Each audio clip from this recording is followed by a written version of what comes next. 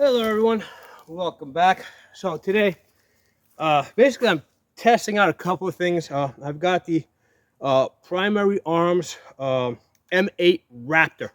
So this is a $1,500 scope, $1,600 if you include the if you include the mount. So I've done a previous review on this scope, and I wanted to see how it was going to work in this kind of a setup. Where I'm shooting from like concealed positions, moving slowly. Now, first of all, the target that I was shooting at is pretty well hidden itself, right? You can see it back there. There it is. It's in the center of your screen. You see the white target in the center of your screen. So depending on what angle I'm coming at it from, it's going to be covered with leaves itself. All right, let me flip you guys back around. One of the things that I found is that even though basically I'm going to edit this video so that I'm shooting at it from inside 100 feet. Okay, I'm shooting at that target from inside 100 feet. And for most of the time, I was probably about 80 feet from the camera or so. When I was shooting most of the time, right? Because I did do a little bit of moving around. So one of the interesting things I found is that I did favor the 3 power, okay? Because here's the thing, as I'm shooting at that target, I can only see, like, depending on what my position is, like, let me flip you guys around a little bit here. Like if I'm coming at it from this angle, you can see how it's covered with leaves, right? So I can only see like a piece of the target. Right, you see that white target in there? So because I could only see a piece of the target at any given time, I kind of favored 3 power so I can actually zoom in a little bit, get a little bit of magnification. So whatever was visible, let me get the stand. So whatever was visible, whatever piece of the target was visible, I could basically focus in on it and hit it. So despite the fact that I was pretty close, I still made use of that magnification. Now, the other thing that's interesting is, even though this has illumination, and this is a great optic because it does have the auto on, auto off with the illumination, right? So that the great thing about this is like the first variable scope to where I can actually use the illumination and not worry about the battery running out because it powers off after about 3 minutes. And I've actually tested that. You see it go off after 3 minutes. You see it come back on. However, in this setup, in this type of environment here, I prefer, right, if you look through the woods, I prefer to turn off the illumination. I found in this environment here, I found the illumination to be a little bit of a distraction, right? So what I preferred was I just turned it off and I was just using the etched reticle, and that allowed me to focus on the target. Now, of course, that's different from like if you're doing moving and shooting like in a CQB type of environment, where you're going to definitely want that horseshoe lit up. In this environment here, I just wanted to use the etch reticle so I can kind of try and focus on my target. So fun exercise. Now I am using a Ruger MPR. This has a an 18-inch barrel. It is a little awkward, 18 inches. A 16-inch barrel is a lot more comfortable in this type of a setup where you're moving through the woods, and realistically, I mean, you can't even see, it's a struggle to see past 100 feet here.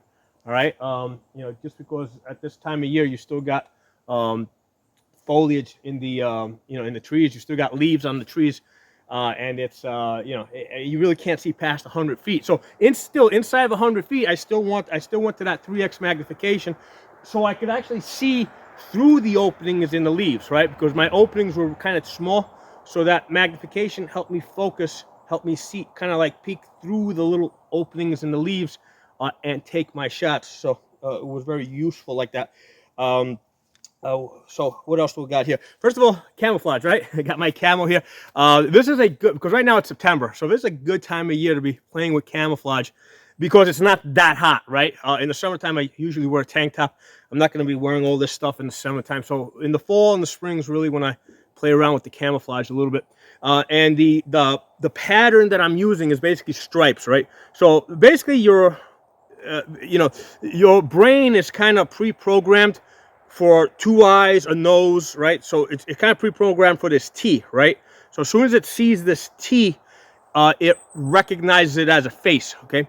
So what I'm trying to do, and I forgot which way the stripes go, but basically, I got one color stripe going across my eye, nose, mouth this way, different color stripe going across my eyes this way. So it breaks up, you know, because you don't want the 2 eyes glaring out at you, right? And that stripe kind of breaks up the shadows that are naturally created under the eyes, under the chin, under the nose. So that's what I'm going through with, you know, I'm going for with the face camouflage. I'm breaking up that stripe. Great thing about the boonie hat is it changes the shape of your head, right? So at a distance, you know, because normally you're used to seeing, you know, basically a ball on top of a table, right? So the shoulders kind of form like a table, and you got a ball, right? A big ball, you know, a fat ball sitting on top of it, right? So the boonie hat changes that shape, right? So you no longer have what's obviously a ball on top of the table, you know, created by the shoulders. And also the great thing about this hat is there's like little things here where you can stick some leaves, and this is really easy. You just grab a couple off the trees growing out of the ground, you just throw it in there. Really quick, easy camouflage. What you guys can do for me is you can let me know how many how many seconds in did you notice me, right? You know, the first time you were watching this, how many seconds in do you first see me? Okay, so that would be interesting. Part of the reason why I'm doing this video is I also want to self-evaluate myself and see how I look at a distance in this camouflage that we got going on here. Other interesting thing I'm testing out here. I'm testing out these jungle. Right, put this down. These jungle boots, right? These are Vietnam era jungle boots. I did a previous video on this. These are designed so that they have really wide treads, so that they don't basically hold on to the mud. So as you're walking through here, when I'm using my typical working boots that I use walking through the you know, through the woods here, they typically collect dirt in between the treads. These treads are a lot wider, so that the dirt and the mud falls out of the treads. So watch the previous video on the Vietnam era jungle boots. If you haven't seen that, I go into the details. Now these are not waterproof, right? These were not designed to be waterproof. In fact, they have holes in them so that, you know, water can go in and water can go out.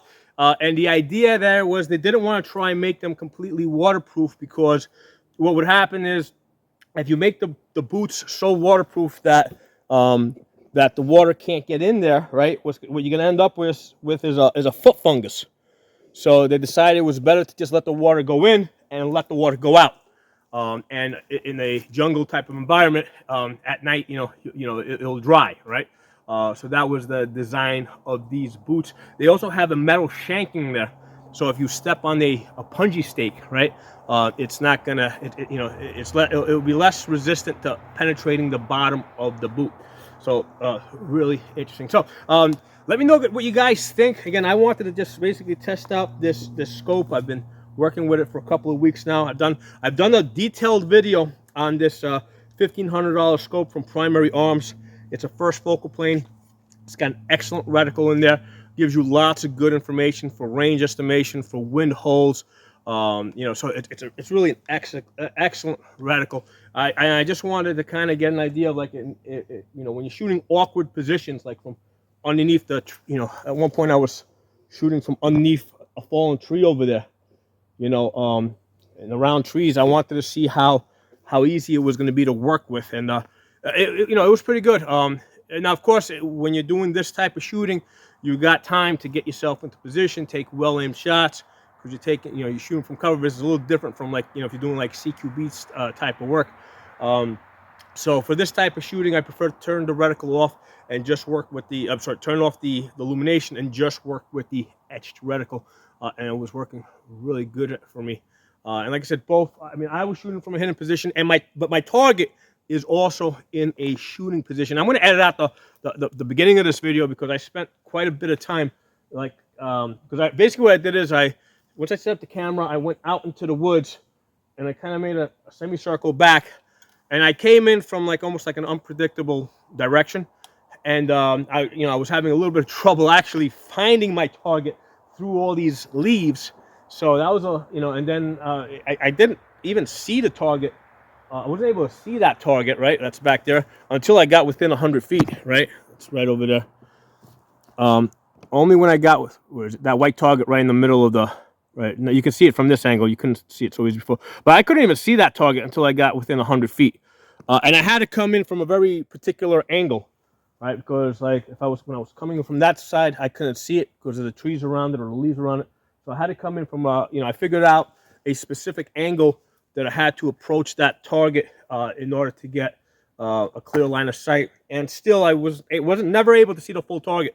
I was just able to see a little piece of it, and I used I zoomed up to the 3x magnification so I could basically get I can magnify the part that I could see and make my shot. So hope you guys enjoyed the video. Drop some comments below. I hope you guys enjoyed this video. I certainly enjoyed doing the video. Okay, I only do this a couple of times a year where I go into the full camo with the face paint. I did it last winter. Last winter I did the snow camouflage. You guys should look up that video where I got like snow camo and I'm running through the woods shooting at the target. So I wanted to do the summer version of that, and it was also a good opportunity to test out this scope a little bit more. So thanks for watching, and I will talk to you guys soon. Make sure you guys are subscribed to all my channels because they back each other up. I got Pocono Shooting, I got Absolute Gun Rights, and I've got the original Tsafa channel, which goes back to 2006, and also on the uncensored platforms. On Odyssey, I'm Pocono Tactical. On Rumble, I'm Pocono Guns. On BitChute, I'm Pocono Tactical over there. And also on Gunstreamer and HugeTube, I'm Pocono Tactical over there.